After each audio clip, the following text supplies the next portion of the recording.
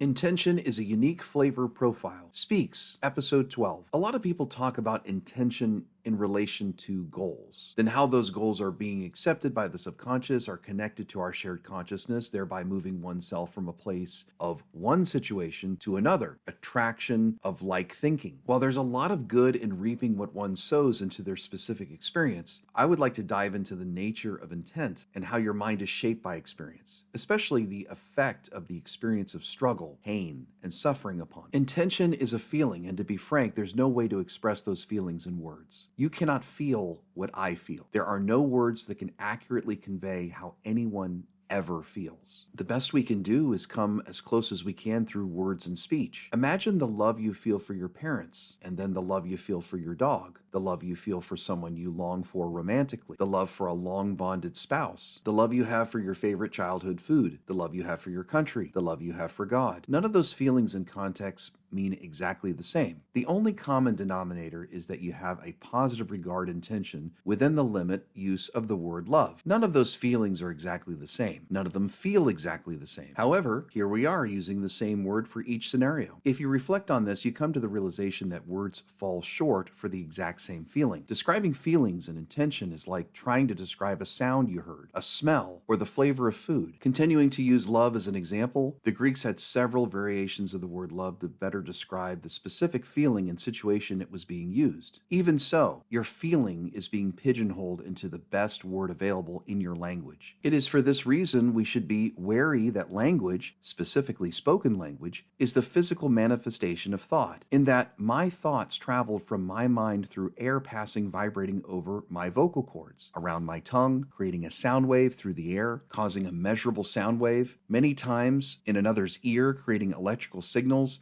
that are interpreted by the listening mind on the other end. There is a lot of power in words, so it is for that reason that we should be aware of what words we use to express ourselves specifically. It is sometimes the construct of society that limits what words we use by dumbing down, reducing, or eliminating the expression of complex thought, or subverting your intention with words that do not reflect the original feeling or intention. Your intent, limited by simple speech, altered, made manifest through pigeonholed spoken word. So, for the creatives, on the other hand, they take their intention and express it through art and poetry and music. I may not be able to tell you how beautiful the sunrise was and how I really felt while seeing it. I can't make you feel it the way that I did. So here is a painting that I made that invokes those feelings. It is why art can touch you in an intrinsic way, such that the saying, quote unquote, a picture is worth 1,000 words, rings true. However, art can lose its specificity and therefore can be left open for speculation and interpretation. Quote, maybe his sunset painting is a representative of his relationship with his father, unquote, when all it ever was an appreciation for a moment in nature. Which brings me to the, quote, practical intention, unquote, which is the set manner by which a person conducts their lives. Feelings made manifest through action. Beliefs become congruent with action. Those that use practical intention look at themselves from a holistic perspective and wish to convey how they feel in the context of their legacy. Their experience, discipline, trial, and error have refined their intention into a practical code of conduct, and by their action convey how they feel to others. Let's take a moment to consider grapes bought at the store and grapes in a 100-year-old bottle of wine. They are, of course, not the same value. If you lost 5 grapes that rolled into the dirt, in about 10 minutes, you'd forget about the loss. In the same way, spilling a valuable glass of aged wine might be a story you tell people in a conversation years later. The value is in the ordeal of the grapes. So it is with people also. When altruism is measured by results, then they may be on the same level of value amongst those performing these altruistic acts. However, the intention may vary from person to person. Take, for example, the person that fills the role at a job with entry-level experience versus someone who has worked in the industry for decades. Each may fill the same role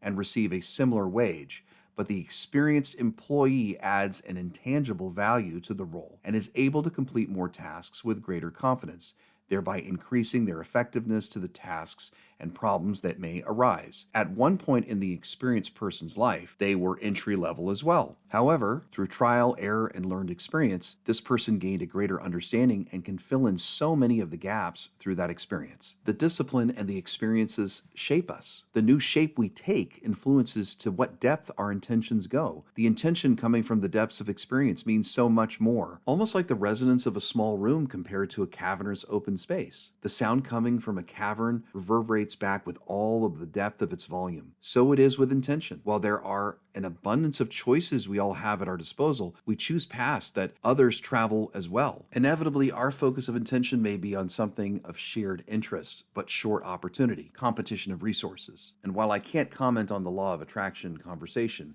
I can say that with a greater depth of understanding comes the noticing of more opportunities or pathways that can lead a person to their goal, which increases the chance of achieving victory when common competitive goals are in play. Consider the depth of suffering, pain, trial, and error. Overcoming those adversities builds the depth of understanding. Only the soldier knows that pain of war and seeks peace. It is in this depth of understanding that the concept of faith comes into play. Faith being the absence of direct visible evidence of a situation and the trust of your conclusions to bring you to the other side of the experience with success. While I also won't address it here, the faith intention is the most exciting intention a human can experience. It is a place in the center of fear and knowing, an intention that creates a powerful exuberance that shapes your personality in a profound way. So what good does all this do? The intangible value of intrinsic intention shaped by the fortitude of struggle, pain, and suffering conveys an intangible positive energy that transcends language and adds an uncalculable value to that person and to that person's community. You know these people. They inspired your life. They shaped your heart, anchored your sense of security, and set the bar for what counts as an exceptional life worth striving for. For me, it was my grandmother, so beloved that no one could not know her and not be struck by the kindness, love, and positive regard for everyone she met. For people like this, there is nothing they could say about themselves that would not be eclipsed by the feeling you get from experiencing their presence. There are people in this world that choose to follow through on their intentions, whether for good or for bad. They follow their conclusions into practice. They choose to live the life they are given rather than fade into the background. Intention is life on purpose.